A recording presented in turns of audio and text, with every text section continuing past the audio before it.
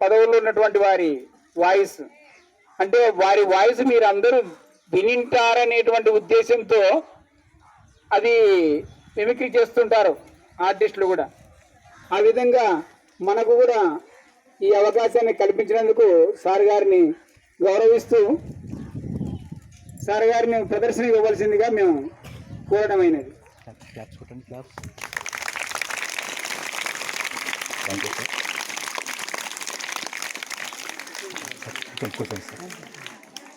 చూడండి, ఒకసారి నవ్వండి, అందరూ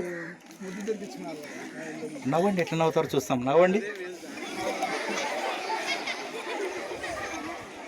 ఫస్ట్ సార్ దగ్గర నుంచి వస్తాం. అట్లా ఎట్లా ఎంతమంది ఎట్లా నవ్వుతున్నారు, సార్ బాగా నవ్వుతున్నారు మేకంటే.